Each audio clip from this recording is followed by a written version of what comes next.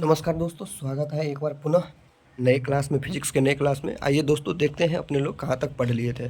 तो जैसे कि मैंने आप लोगों को जो है कल यहाँ तक पिछले क्लास में पढ़ा दिया था विद्युत धारा के उसमें प्रभाव के बारे में। ठीक है, उम्मीद करते हैं कि आप लोग जो है जितना भी पढ़ाए हैं उसको रिवीजन करके आए होंगे। ठीक है, क्योंकि आज के क्लास में हम लोग बहुत सारे न्यूमेरिकल करने वाले हैं। ठीक है, बहुत सारे न्यूमेरिकल करने वाले हैं आज के क्लास में। ठीक है, देखते हैं क्या कुछ हो पाता है, उसके हिसाब से चलेंगे।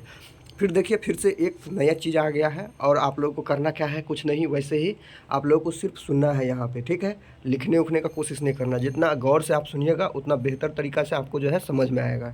देखिए, एक बल्ब है, आप घर में देखे होइएगा कि बल्ब रहता है, ऐसा बल्ब रहता है। बल्ब में जो है ऊपर ऐसे ऐसे दो निकला हुआ रहता है, जिससे जो होल्डर में यहाँ पे टच करता है। ठीक है, और इस बल्ब में देखिएगा कि ऐसे ऐसे जो पतला पतला ऐसे तार लगा हुआ रहता है। ठीक है, अंदर में तार लगा हुआ रहता है। अब देखिए कि होता क्या है इस बल्ब में, कि जैसे ही अगर अपने लोग स्विच ऑन करते हैं तो स्विच ऑन करते हैं तो ये जो है ये जलने लगता है, बल्ब जलने लगता है। बल्ब में क्या चीज़ जलता है अभी बताते हैं आपको। बल्ब में क्या चीज़ जलता है, देखिए ये जहाँ पे जो आप लोग को दिख रहा है, ये कुंडली जो दिख रहा है, इसको बोला जाता है क्या, ये क्या है, ये तंतु बोला जाता है इसको। और ये कौन सी पदार्थ का मिलकर बना हुआ रहता है, ये टंगस्टन से बना रहता है। ठीक है दोस्तों, क्या चीज़ से बना रहता है, ये टंगस्टन से बना रहता है। और टंगस्टन का जो है गलनांक, जिस पे देखिए जिस जिस तापमान पे कोई वस्तु जो है, जिस तापमान पे कोई पदार्थ जो है गल जाता है, ठीक है, मतलब ठोस अवस्था से द्रव अवस्था में आ जाता है। जिस तापमान पे कोई पदार्थ ठोस अवस्था से किस अवस्था में, द्रव अवस्था में आ जाता है, उसको क्या बोलेंगे, उस पदार्थ का गलनांक बोलेंगे, उस टेम्परेचर को बोलेंगे। ठीक है, जिस तापमान पे कोई ठोस पदार्थ द्रव अवस्था में आ जाता है तो उस तापमान को क्या बोलेंगे, उस पदार्थ के लिए गलनांक बोलेंगे। ठीक है, समझ गए आप लोग गलनांक, कि जिस तापमान पे कोई वस्तु क्या होती है, पिघल जाती है, वही उसका गलनांक होता है। तो इसका जो गलनांक होता है, इस टंगस्टन का गलनांक बहुत ज़्यादा होता है। ठीक है, इस टंगस्टन का गलनांक बहुत ज़्यादा होता है, लेकिन इसका प्रतिरोध कम होता है। ठीक है, इसका प्रतिरोध जो है कम होता है। तो मैंने आपको क्या बताया था पहले, कि अगर प्रतिरोध अगर बढ़ाना है, अगर प्रतिरोध बढ़ाना है तो आप क्या कीजिए, रास्ता को बढ़ा दीजिए। अगर रास्ता लंबा रहेगा, करंट के चलने के लिए बहुत ज़्यादा रास्ता तय करना पड़ेगा, तो प्रतिरोध क्या होता है, बढ़ जाता है। आप लोग को पहले बताए थे, हम बताए थे, आपको ये फार्मूला याद होगा। R इजिकल टू क्या होता है, रो एल अपॉन ए। ये मैंने आप लोग को बताया था। जितना लंबा यहाँ पे बढ़ाएंगे, एल का वैल्यू जितना बढ़ाएंगे उतना यहाँ पे प्रतिरोध बढ़ेगा। ठीक है, चलिए ये समझ गए आप लोग, याद दिला दिया आप लोगों को। अब यहाँ पे देखिए, ये जो ऐसे ऐसे इसमें घुमा हुआ है, ऐसे ऐसे घुमा करके आप देखिएगा बल्ब को।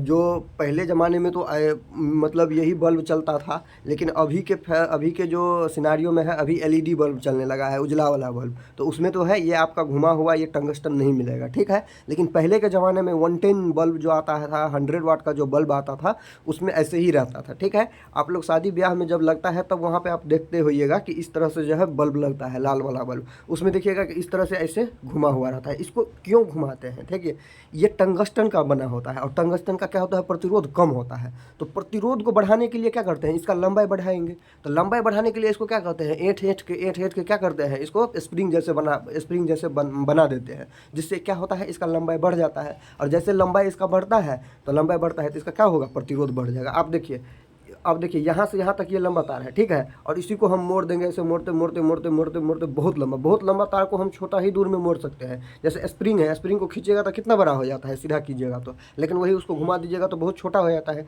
तो उसी प्रकार से ये लगा रहता है। ये समझ गए कि क्यों ये घुमा हुआ रहता है, इसका प्रतिरोध बढ़ाने के लिए।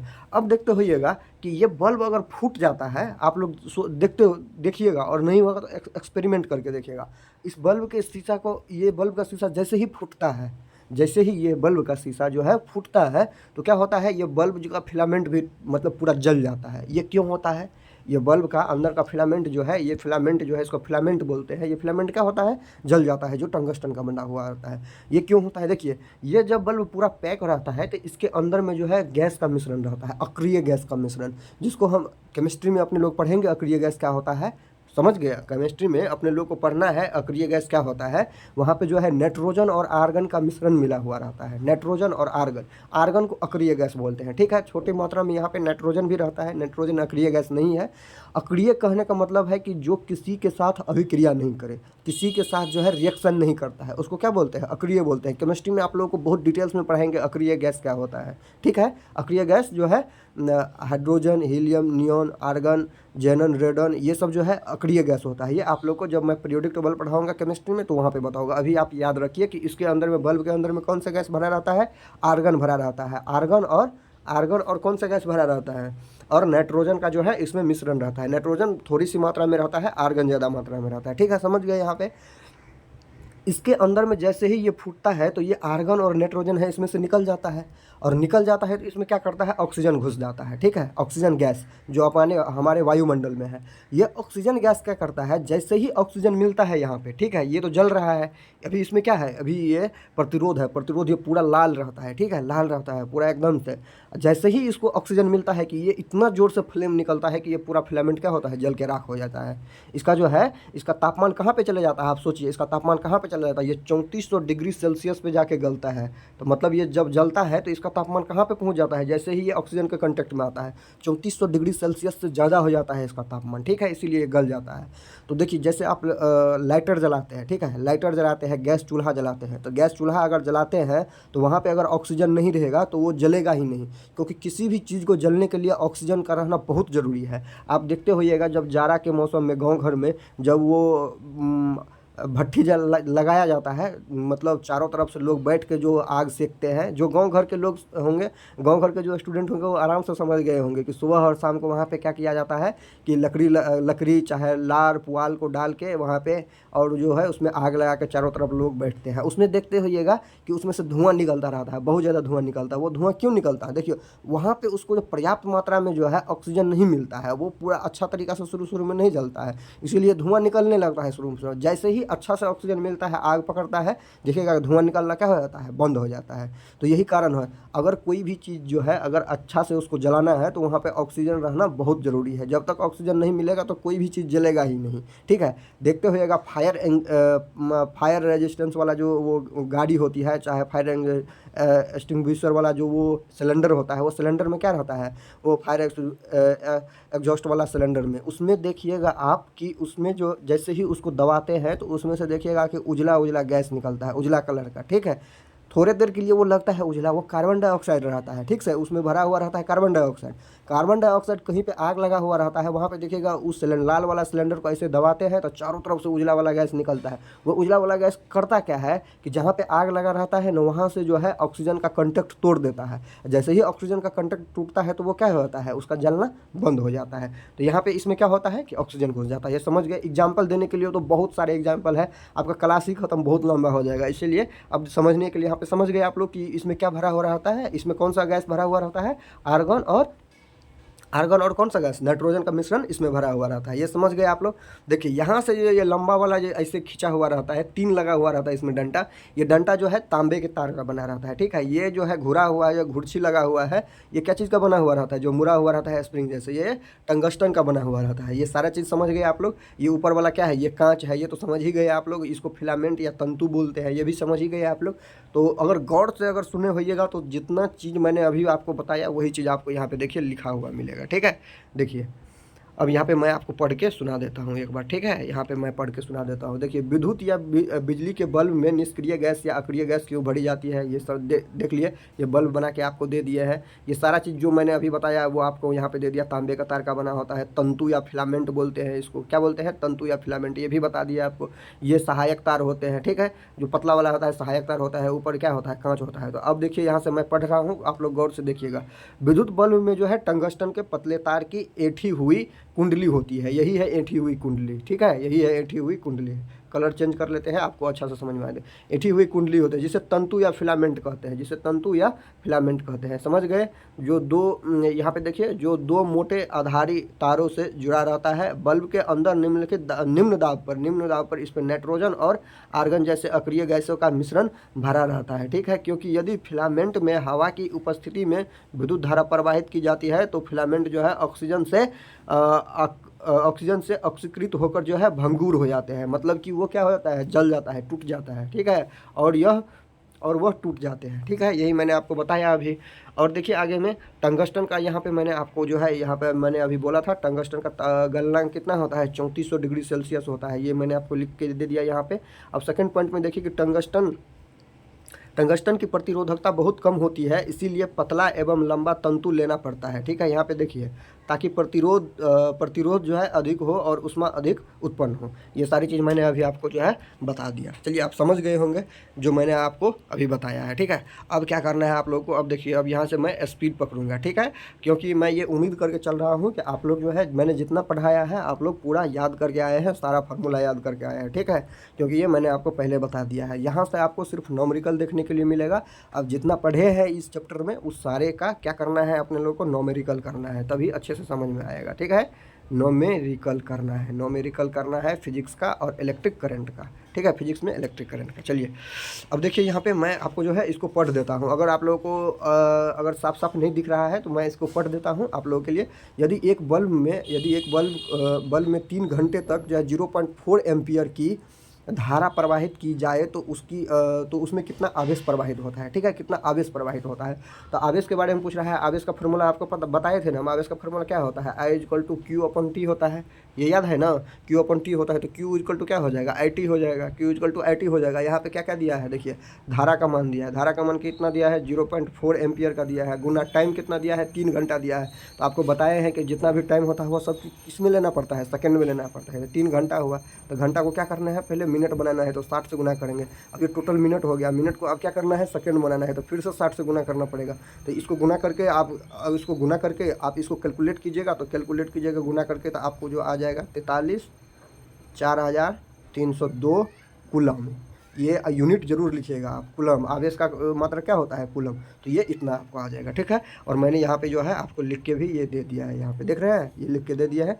तो आपको जो है आराम से आप समझ गए होंगे। चलिए, अब आगे बढ़ते हैं। ये सारी फार्मूला है। ठीक है, फार्मूला मैंने आपको पहले बता दिया, इसीलिए मैं यहाँ पे स्पीड कर रहा हूँ। देखिए, सब कोई मतलब हार्ड नॉमेरिकल नहीं है। आपको फार्मूला याद है, put the answer get the value, ऐसा वाला है।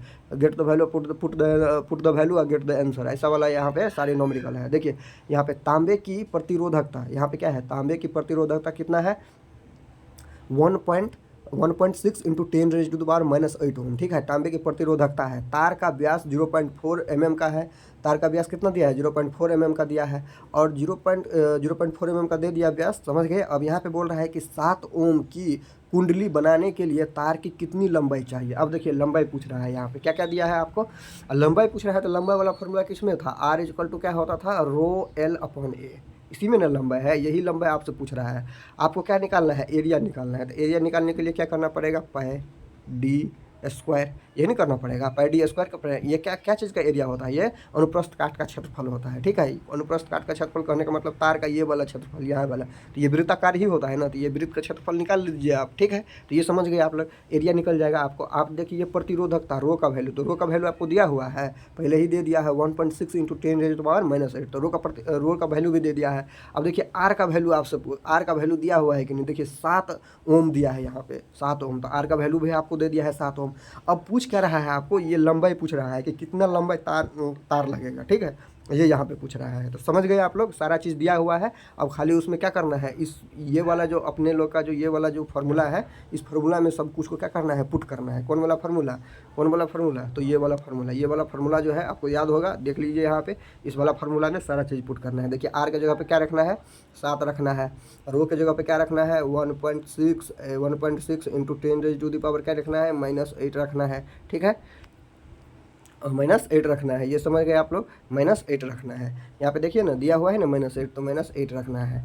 ठीक है, अब यहाँ पे एल का वैल्यू हमको निकालना है। तो L = क्या दे देंगे, एल का वैल्यू निकालना है। तो L = क्या दे देंगे, क्वेश्चन मार्क दे देंगे। और ए का वैल्यू हमको यहाँ पे निकालना है। तो ए का वैल्यू नहीं निकलेगा। यहाँ पे देखिए, डी का वैल्यू दिया है क्या, 0.4 mm दिया है। तो mm को अगर मीटर में बनाना रहता है तो क्या करना रहता है, 1000 से उसमें भाग देना रहता है। तो 1000 से इसमें भाग दीजिए, 1000 से भाग दीजिए। ठीक है, और यहाँ पे पुट कर देंगे। ठीक है, समझ गए आप लोग। अब देखिए, यहाँ पे मैंने आपको बना के दे दिया है। ठीक है, यहाँ पे देखिए बनाकर, रो का वैल्यू लिख दिया, डी का वैल्यू लिख दिया। अब आर का वैल्यू निकालते हैं। तो डी में जो क्या करना है, 2 से भाग देंगे। देखिए, dr = क्या होता है, d/2 होता है। d/2 होता है ना, व्यास बट्टा क्या होता है, 2 होता है। त्रिज्या बराबर व्यास बट्टा 2 होता है। तो ये आपका व्यास दिया हुआ है और ये त्रिज्या निकालना है। तो 0.4 है, तो 0.4 को अगर 2 से भाग देंगे तो क्या होगा, 0.2 ना होगा। तो 0.2 यहाँ पे लिख दिए। अब देखिए, ये mm में है। mm से अगर मीटर में बनाना रहता है तो क्या करना पड़ता है, 1000 से भाग देना पड़ता है। देखिए 0.2 mm है, यहाँ पे देखिएगा 0 पॉइंट क्या है, 0.2 mm है। तो 0.2 mm है, इसको क्या करेंगे, मीटर में बनाना है। तो 0.2 mm को मीटर में बनाने के लिए क्या करना पड़ेगा, 1000 से भाग दिए, ठीक है, 1000 से भाग दिया। ये जो दशमलव है इसको उड़ा देंगे तो यहाँ से नीचे में क्या करना पड़ेगा, 10 करना पड़ेगा। तो ये क्या हो गया, मीटर हो गया। यही यहाँ पे लिखा हुआ है, देख रहे हैं, डायरेक्टली लिखा हुआ है 2/10,000, ठीक है। तो यहाँ से इसको मीटर में बना लिया। अब आर का वैल्यू दिया हुआ है 7 ओम दिया हुआ है, लंबाई निकालना है, ठीक है। अब यहाँ से क्या करते हैं कि ये फार्मूला आपको याद ही होगा, मैंने आपको बताया है, ये फार्मूला याद ही होगा। तो इस फार्मूला में इसको पुट करना है सीधे। तो अब देखिए बाय क्रॉस मल्टीप्लिकेशन कर दिए तो ये हो गया क्या, ये वाला को इधर ले लिया और आर और ए को गुना करके इधर कर दिया। अब एल का वैल्यू निकालना है तो आर ए को ऊपर रख दिया, नीचे में क्या कर दिए, रो कर दिए, ठीक है। एल यहीं पे रख लिए, आर ए को ऊपर में रहने दिए और रो से क्या किए, भाग कर दीजिए। अब सबका वैल्यू यहाँ पे पुट करेंगे। आर का वैल्यू 7 दिया है तो 7 करेंगे, पाई आर स्क्वायर यहाँ पे करेंगे, एरिया का वैल्यू होता है। और प्रतिरोधकता का वैल्यू 1.6 × 10⁻⁻8 दिया हुआ है, ये यहाँ पे लिख दिए, ठीक है। अब यहाँ पे देखिए क्या करेंगे, यहाँ पे अब एरिया निकालेंगे। तो एरिया बराबर क्या होता है, पाई आर स्क्वायर होता है, यही नहीं होता है। तो पाई का वैल्यू क्या होता है, 22/7 होता है। आर का वैल्यू अभी निकाले नहीं, यहाँ पे देखिए, अभी निकाले नहीं, यहाँ पे 2 × 10⁻⁻²-4। तो यहाँ पे 2 × 10⁻⁻4 का क्या करना है, होल स्क्वायर कर दिए, होल स्क्वायर हो गया, ये होल स्क्वायर हो गया। अब देखिए 7 7 यहाँ पे कट गया, अब क्या बच गया, 22 बच गया। यहाँ पे अगर स्क्वायर करेंगे तो क्या होगा, 2 दूना 4 हो जाएगा, और 10 के पावर -4 है तो ये क्या हो जाएगा, स्क्वायर करेंगे तो 10 के पावर -8 हो जाएगा। और नीचे में जो जैसा है वैसे ही लिख दिया। अब देखिए -8 और -8 कैंसिल हो गया ना कैंसिल। अब देखिए नीचे में क्या बच गया, अगर गुना कर देंगे तो 88/1.6 बच गया, 88/1.6 हो गया। अब दशमलव को उड़ाएंगे तो ऊपर में 10 चले गया, दशमलव को उड़ाएंगे तो नीचे से तो ऊपर में 10 जाएगा ना। ये हो गया 880 हो गया, 880 अपन क्या हो गया, 16 हो गया। अब इसको इससे भाग देंगे तो क्या हो जाएगा, 55 मीटर हो गया। तो ये समझ गए आप लोग, लंबाई कितना निकल गया, 55 मीटर निकल गया, ठीक है। अब चलिए अगला न्यूमेरिकल पे चलते हैं। अगला न्यूमेरिकल में क्या बोल रहा है कि किसी तार का प्रतिरोध जो है 5 ओम है। यदि इस तार को जो है खींच कर इसकी लंबाई दोगुनी कर दी जाए तो इसका प्रतिरोध कितना होगा, ठीक है। देखिए तार का जो है, ये तार है, ठीक है, इतना बड़ा तार है, इसका प्रतिरोध कितना दिया है, आर का वैल्यू दिया है 5 ओम। आर का वैल्यू कितना दिया है, 5 ओम दिया है। इसको खींचते हैं, ठीक है, मान इसको खींच के जो है बड़ा कर देते हैं। अभी इसको खींच के बड़ा कर दिया। आप बताइए इसका प्रतिरोध घटेगा कि बढ़ेगा, आप बताइए। बढ़वे करेगा, ऑब्वियसली बात है। जैसे ही तार की लंबाई बढ़ेगी तो उसका प्रतिरोध क्या हो जाएगा, बढ़ेगा, ऑब्वियसली बात है कि बढ़ जाएगा। तो अब बढ़ जाएगा तो अब देखिए पहले तार का प्रतिरोध और बाद में तार का प्रतिरोध। ये फार्मूला आपको जैसे ही खींच रहा है तो इसमें लंबाई का बात आ रहा है, तो लंबाई का बात आ रहा है, आपको लंबाई के लिए एक ही फार्मूले याद है, R = ρl/a, ठीक है, ρl/a याद है ना, ये याद। अब देखिए प्रतिरोधकता तो पदार्थ के मतलब तार के पदार्थ पे डिपेंड करता है। तो ये जिस चीज़ का बना है उस पर डिपेंड करेगा। रो तो चेंज होगा नहीं। यहाँ पे चेंज क्या हो रहा है, चेंज आपका हो रहा है क्या, यहाँ पे एल चेंज हो जा रहा है, एल चेंज हो रहा है ना, एल चेंज। और एल के साथ चेंज क्या हो जाएगा, इसका एरिया भी चेंज होगा। जैसे ही एल चेंज होगा तो ये पहले जो एरिया रहेगा वो एरिया बाद में नहीं रह जाएगा। जैसे देखिए पहले इतना बड़ा तार था, इतना मोटा था, इसी को खींचे हैं तो ये मोटाई तो इसका कम हो जाएगा ना, खींचेंगे तो, ठीक है। तो इसका एरिया भी क्या हो जाएगा, धीरे धीरे घट जाएगा। तो अभी आपको यही समझना है कि एल और ए में जो है किस प्रकार से रिलेशन आता है और कैसे होता है, ठीक है। अब देखिए यहाँ पे क्या किया कि मान लिए तार की लंबाई कितना है एल, इसका अनुप्रस्थ काट का क्षेत्रफल भी मान लिए ए, ठीक है। अब यहाँ पे आइए, ऊपर में आइए, ये फार्मूला आपको तो पहले से याद है, R = ρl/a, ठीक है। अब R का वैल्यू क्या दिया हुआ है, 5 दिया हुआ है, तो यहाँ पे 5 बिठा दिए, ठीक है, यहाँ पे 5 बिठा दिए। अब प्रश्न से देखिए क्या करते हैं, यहाँ पे देख लीजिए, यहाँ पे आपको गौर से देखना है, ठीक है, और यहाँ पे आपको समझना भी है। अब देखिए क्वेश्चन में क्या कर रहा है कि ये तार है ना, इतना बड़ा तार था, अगर ये L लंबाई का था, माने थे L, इसको खींच के क्या कर दिए हैं, 2L कर दिए हैं, दोगुना कर दिए हैं। तार को क्या कर दिए हैं, दोगुना कर दिए हैं। तो पहले जो तार की लंबाई था, बाद में वो तार की लंबाई क्या हो गया, बहुत ज़्यादा हो गया। अब देखिए तार की लंबाई न बढ़ाए हैं, लेकिन इसमें जो पदार्थ है वो तो उतना ही है। जितना इसमें पदार्थ था, पहले जितना पदार्थ था उतना ही बाद में भी पदार्थ रहेगा कि नहीं रहेगा, आप ही बताइए।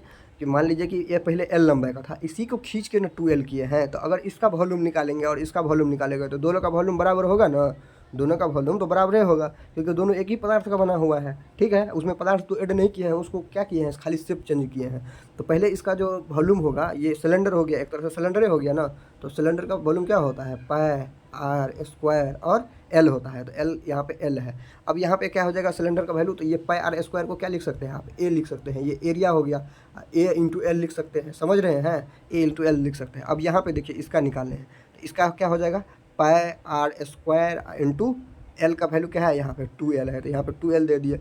अब आर के जगह पे आर डैश लिख देते हैं हम, क्योंकि इसका आर जो है चेंज हो गया होगा, ठीक है, इसका आर चेंज हो गया होगा। अब देखिए इस पूरे को क्या लिख सकते हैं, ए डैश लिख देते हैं। जैसे आर वहाँ पे आर डैश लिखे, यहाँ पे ए डैश लिख देते हैं, ए डैश और 2L, ठीक है, समझ गए आप लोग। तो यहाँ पे देखिए L इंटू ए लिखे, इसका आयतन हो गया, और ये यहाँ पे जो आयतन निकाले ए डैश इंटू 2L हो गया, इसका आयतन हो गया। लेकिन दोनों का आयतन क्या होगा, बराबरे होगा, दोनों का आयतन तो बराबरे होगा ना, जितना पदार्थ का ये बना है उतना ही पदार्थ का ये भी बना है, तो दोनों का आयतन बराबर होगा। इसके लिए ए एल किसके बराबर हो जाएगा, ए डैश 2L के बराबर हो जाएगा, समझ गए। ए एल किसके बराबर हो जाएगा, ए डैश और 2L के बराबर। देखिए यहाँ पे, अब यहाँ पे आप लोग समझ गए। देखिए ए एल क्या किए हैं, ए डैश 2L के बराबर कर दिए हैं। और देखिए यहाँ पे एल और एल क्या हो जाएगा, कैंसिल हो जाएगा, एल और एल क्या हो जाएगा, कैंसिल हो जाएगा। अब यहाँ पे देखिए कि a/2, ए को क्या किए, a/2 हो जाएगा, यहाँ पे a/2 हो जाएगा। अब ये दो को क्या किए, a/2 equal to A dash, ठीक है। अब ए डैश का वैल्यू निकालेंगे तो ए डैश का वैल्यू क्या हो जाएगा, a/2 हो जाएगा। ए डैश का वैल्यू क्या हो गया, a/2 हो गया। यानी कि ये जो पहले का जो एरिया था उसका आधा एरिया अब हो गया है उसका, समझ गए। पहले जितना एरिया था उसका आधा एरिया हो गया है। अब अगर आर निकालेंगे तो आर एल क्या था, रो एल अपॉन ए था। तो ये पहले वाला का था, ये पहले जब इतना बड़ा तार था इसका जो प्रतिरोध था वो था ये। लेकिन अब क्या हो गया है, अब क्या हो गया है, अब देखिए क्या हुआ है, गौर से देखिएगा आप लोग कि अब क्या हुआ है, गौर से देखिएगा। इसको मिटा देते हैं पहले, उसके बाद बताते हैं आप लोगों को।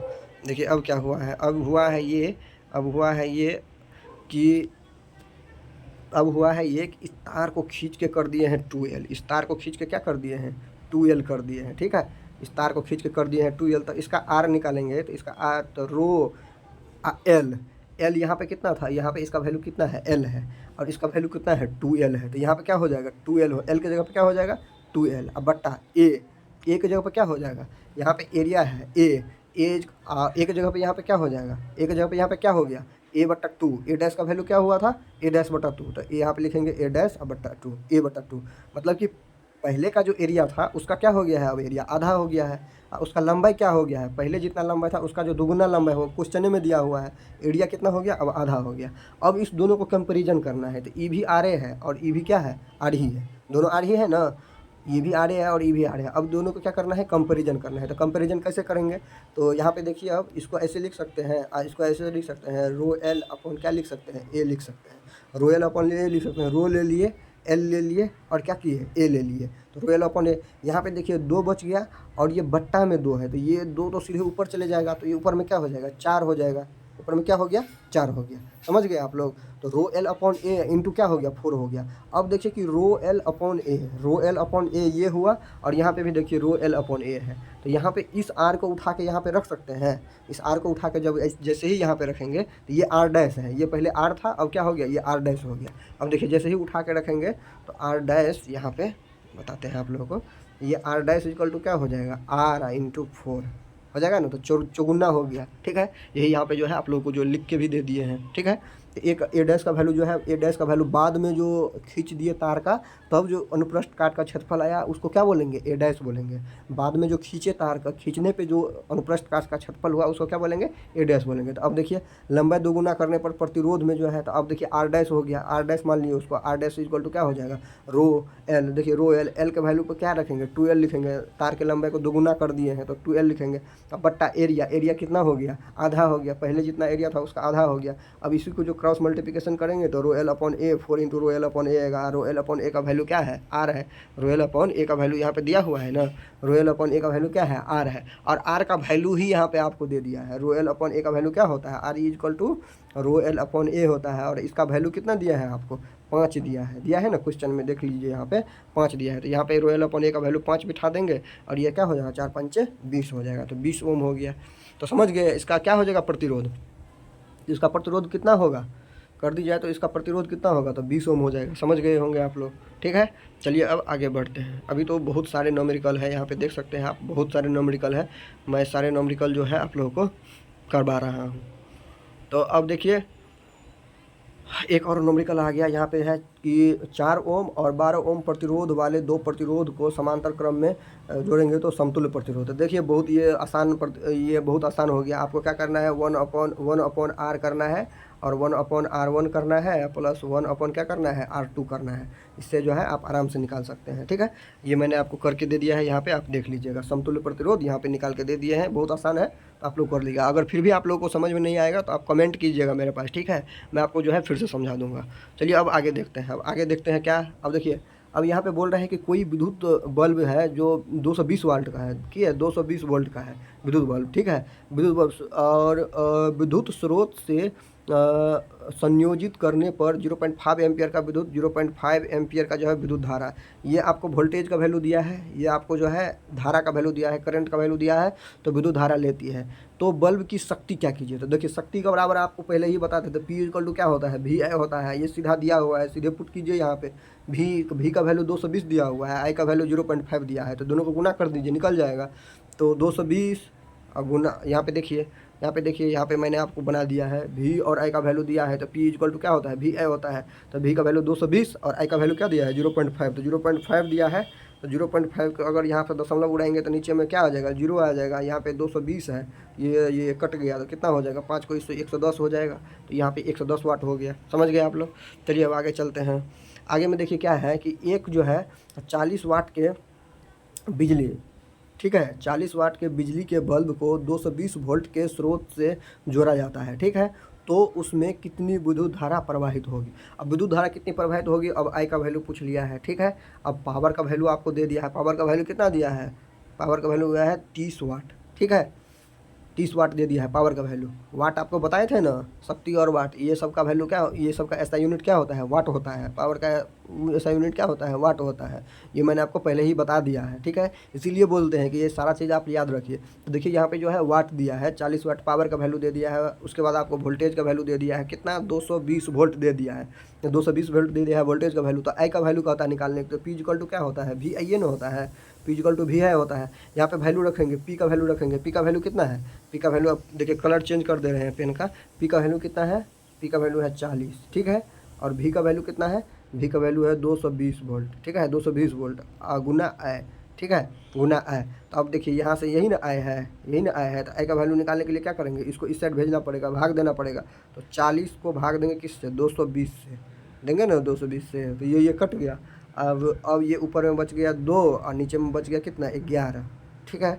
नीचे में बच गया कितना, 11 हो गया। अब इसको इससे जो है भाग देंगे, तो भाग देंगे तो कितना हो जाएगा, 1 टाइम आ जाएगा ना, भाग देंगे तो अब कितना होगा, 1 टाइम तो आ ही जाएगा। तो 0.1 तो 1 टाइम आ जाएगा, 9 बच गया, 0.8, ऐसे ही समथिंग करके आएगा। करंट का वैल्यू 0.18 एम्पियर, ठीक है, ऐसे ही आएगा। देख लेते हैं क्या है। अब यहाँ पे देखिए मैं बना के आपको सारा चीज़ दे दिया हूँ। पावर का वैल्यू, ये वोल्टेज 220 वोल्ट है। I का वैल्यू निकालना है, तो P इक्वल टू क्या होता है, VI होता है। ये P है, P इक्वल टू VI होता है, तो V हो गया। P का वैल्यू यहाँ पे बैठा दिए 40 वोल्ट। फिर यहाँ पे जो है आपका जो है V का वैल्यू, I का वैल्यू यहाँ पे निकालना है, तो V का वैल्यू जो है बिठा दिए 220 वोल्ट। फिर इधर दिए, भाग गया। I का वैल्यू क्या हो गया, 2 अपन क्या, इतना 11, 2/11 हो गया। अब यहाँ पे I का वैल्यू 0.18 एम्पियर। ये समझ गए आप लोग, समझ गए होंगे। चलिए अब आगे बढ़ते हैं, ठीक है। अगर देखिए मैं थोड़ा स्पीड में बता रहा हूँ सारे न्यूमेरिकल, अगर फिर भी आप लोगों को अगर दिक्कत होता है तो आप ज़रूर जो है कमेंट कीजिएगा, ठीक है।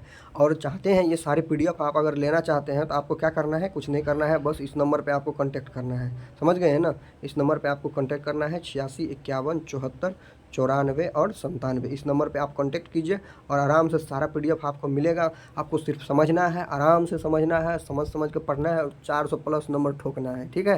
400 प्लस नंबर जो है सीधे लाना है। अगर समझने में कहीं दिक्कत होता है तो सीधा आप कमेंट कीजिए, ठीक है। समझने में अगर दिक्कत होता है तो सीधा कमेंट कीजिए।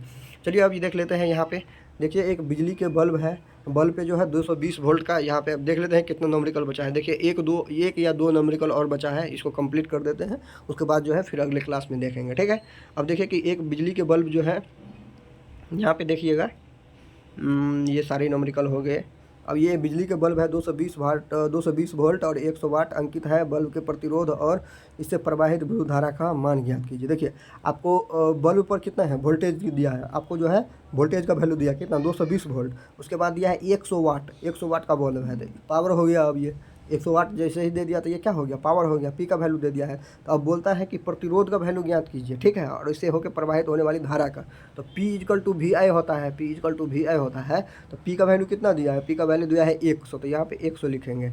और V का वैल्यू कितना दिया है, 220 वोल्ट, 220 वोल्ट दिया है, ठीक है, 220 वोल्ट हो गया। और यहाँ पे I है, तो I का वैल्यू तो सीधे निकल जाएगा, I का वैल्यू यहाँ से निकालिएगा तो क्या हो जाएगा, 100 अब बट्टा कितना हो जाएगा, 100 बटा 220 हो जाएगा ना, 220 वोल्ट। तो अब ये गया, अब क्या हो गया 5, अब बट्टा कितना हो जाएगा 11, 5 बटा 11 हो गया।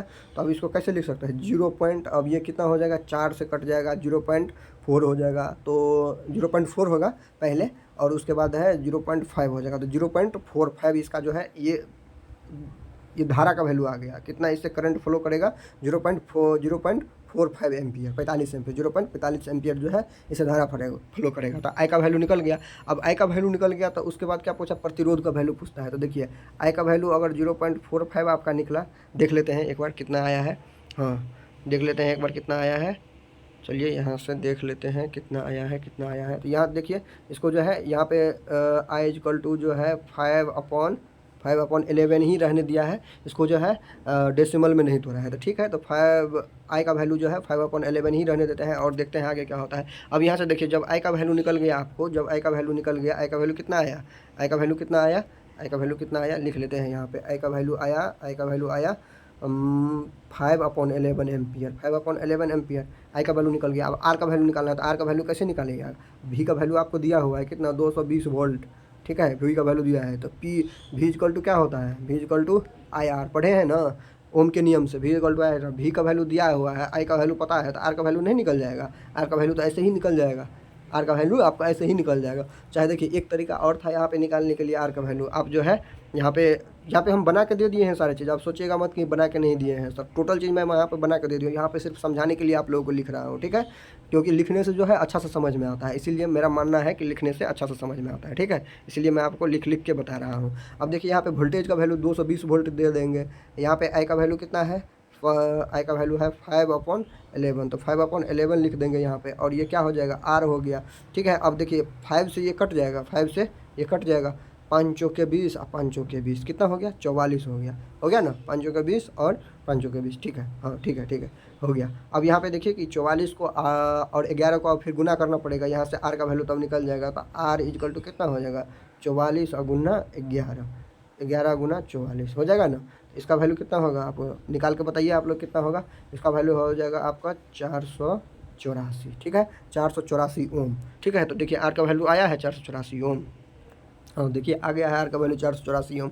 ये सारा चीज़ लिखा हुआ है यहाँ पे, आप लोगों को समझाने के लिए हम लिखते हैं, सारा चीज़ बना बना के आप लोगों को दिखाते हैं, ताकि आप लोगों को लगे कि हाँ क्लास चल रहा है अच्छा से, ऑनलाइन जैसे मतलब ऑफलाइन जैसे फील हो आप लोगों को। देखिए यहाँ से जो है एक चीज़ और कर सकते हैं, जैसे यहाँ पे देखिए पावर का वैल्यू दिया हुआ है, यहाँ पे देखिए पावर का वैल्यू दिया हुआ है ना, पावर का वैल्यू दिया हुआ है कितना, 100 वाट दिया हुआ है, पावर का वैल्यू ये दिया हुआ है 100 वाट।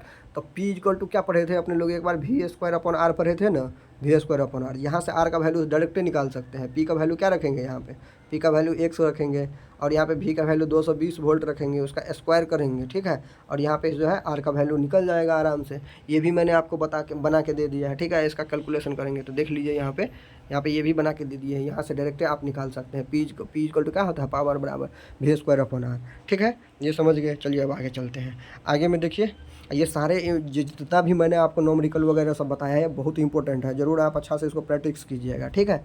अब यहाँ पे देखिए कि 220 वोल्ट पर एक बल्ब जो है 25 घंटे में 1 यूनिट ऊर्जा का जो है उपयोग करता है, तो इसकी शक्ति और प्रतिरोध निकालिए। देखिए पी का वैल्यू बोल रहा है निकालने के लिए, ठीक है, पी का वैल्यू निकालने के लिए बोल रहा है। पी इक्वल टू क्या होता है, पी इक्वल टू वी आई होता है, पी इक्वल टू वी आई होता है ना, और पी इक्वल टू एक और चीज़ होता है, V²/R होता है। तो आर का वैल्यू आपको इसमें पता है, आर का वैल्यू कहीं नहीं दिया हुआ है, तो वो वाला फार्मूला यहाँ पे नहीं लगाएंगे, ठीक है, वहाँ पे जो है ये वाला फार्मूला नहीं निकालेंगे। यहाँ पे देखिए वोल्टेज का वैल्यू दिया है, तो वी का वैल्यू तो हमको निकल जाएगा, ठीक है। और यहाँ पे एक चीज़ और दिया गया है, यहाँ पे एक चीज़ और दिया गया है कि बल्ब 25 घंटे तक जो है 1 यूनिट 25 घंटे में जो है 1 यूनिट का जो है उपभोग करता है। अब देखिए 1 यूनिट बराबर मैं आप लोगों को बताया था, 1 यूनिट बराबर क्या होता है, 1 किलोवाट बराबर, यही नहीं होता है 1 यूनिट बराबर, मैंने आप लोगों को बताया था 1 यूनिट बराबर क्या होता है, 1 किलोवाट पर आवर होता है, ठीक है। और टाइम कितना है, टाइम यहाँ पे देखिए टाइम कितना है, 25 आवर का टाइम लिया है, टाइम कितना लिया है, 25 आवर का टाइम लिया है, ठीक है।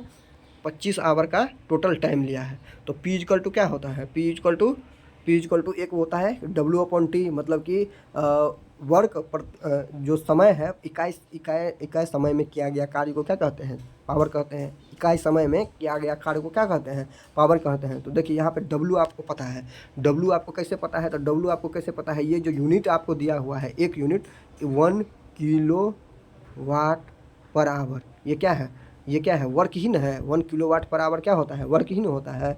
जब एक यूनिट एक किलोवाट जो होता है क्या होता है, जब कोई जो है 1000 वाट का कोई विद्युतीय उपकरण को 1 घंटा तक चलाते हैं तो उससे जो ऊर्जा खपत होता है, उसमें जो ऊर्जा खपत होती है वही 1 किलोवाट होता है। जब 1000 वाट के विद्युतीय उपकरण को 1 घंटा तक किसी परिपथ में चलाएंगे, उससे जो ऊर्जा खपत होगा वही क्या होता है, 1 किलोवाट होता है। तो ये क्या है, वर्क है। वर्क जो है प्रति इकाई समय में किया गया कार्य क्या कहलाता है, पावर कहलाता है, क्षमता कहलाता है। प्रति इकाई समय में किया गया कार्य क्या कहलाता है, क्षमता कहलाता है। तो यहाँ पे वही फार्मूला लगाया है यहाँ पे कि P equal to W upon क्या होता है, T होता है। और W का मैंने आपको जो है W का यहाँ पे वैल्यू आपको जो है दिया हुआ है कितना, 1000 वाट दिया हुआ है, ठीक है, 1000 वाट दिया हुआ है। तो यहाँ पे आपकी क्या कीजिएगा, 1000 और वाट यहाँ पे लिख देंगे, 1000 वाट, ठीक है। और नीचे में टाइम कितना दिया है, 25, नीचे में टाइम। अब देखिए यहाँ पे ये सारा चीज़ यहाँ पे दिया हुआ है, लिखा हुआ है। अगर आप लोग को समझ में नहीं आएगा तो आप लोग कमेंट कीजिएगा। यहाँ पे देखिए P इक्वल टू W/T दिया हुआ है। W क्या है, ये वर्क है। वर्क यहाँ पे नीचे में निकाले कि 1000 वाट है, ठीक है। तो 1000 वाट आवर है और टाइम कितना है, टाइम है 25 घंटे के लिए। तो यहाँ से आपको पावर का वैल्यू निकल गया। तो पावर का वैल्यू जैसे ही निकल गया, वोल्टेज हमको पता है तो यहाँ से R निकल जाएगा। P इक्वल टू V²/R लगाएंगे यहाँ पे। तो P का वैल्यू हमको कितना निकाला, 40 निकला। और वोल्टेज कितना दिया हुआ है, 220 वोल्ट दिया हुआ है, तो उसका स्क्वायर कर दिया। नीचे में क्या है, R है। तो अब देखिए यहाँ से 40 लिख दिए, ये इसको स्क्वायर कर दिए, तो यहाँ से एक जीरो कट गया। अब R का वैल्यू क्या हो जाएगा, R को इधर लेके चले गए तो 4R हो गया। अब यहाँ पे क्या हो गया, देखिए इसको गुना कर दिए 22 को और 220 को, 22 को और 220 को जो है गुना कर दिए तो कितना हो गया, 48, 40 आया। फिर 4 से जो है इसको डिवाइड कर दिए, 4 से डिवाइड कर दिए तो 12, 10 आया, ठीक है। अब ये R का वैल्यू क्या हो गया, 12, 10 ओम हो गया। तो ठीक है, तो ये सारी नॉमरिकल थे आप लोगों के लिए। मैंने सारा नॉमरिकल आपको करवा दिया और जो भी नॉमरिकल बचा हुआ रहेगा वो मैं आपको जो है आगे करवाऊँगा, ठीक है। अगर इससे आगे और आप पढ़िएगा अभी तो आपको जो है एक भी चीज़ समझ में नहीं आएगा। और जो भी आपको जो है नॉमरिकल समझ में नहीं आएगा तो प्लीज़ आप जो है कमेंट कीजिए, ठीक है। तो मिलते हैं फिर से नेक्स्ट क्लास में। और जो भी स्टूडेंट यहाँ पर जो है ये क्लास PDF लेना चाहते हैं, चाहे पूरे फुल सिलेबस का तैयारी करना चाहते हैं, तो आप लोगों को क्या करना है, इस नंबर पे कांटेक्ट करना है 86 51 74 94 97। जो भी स्टूडेंट क्लास 10th का जो है फुल प्रिपरेशन करना चाहते हैं, क्लास 10th हो गया, उसके बाद पॉलीटेक्निक हो गया, पैरामेडिकल हो गया, क्लास 10th पॉलीटेक्निक, पैरामेडिकल, और उसके बाद जो है मध्यमा परीक्षा, ये सारे चीज़ का जो तैयारी करना चाहते हैं वो जो है आप कांटेक्ट करके आप जो है PDF ले सकते हैं और फुल क्लास जो है ज्वाइन कर सकते हैं, ठीक है। मिलते हैं फिर से नेक्स्ट क्लास में।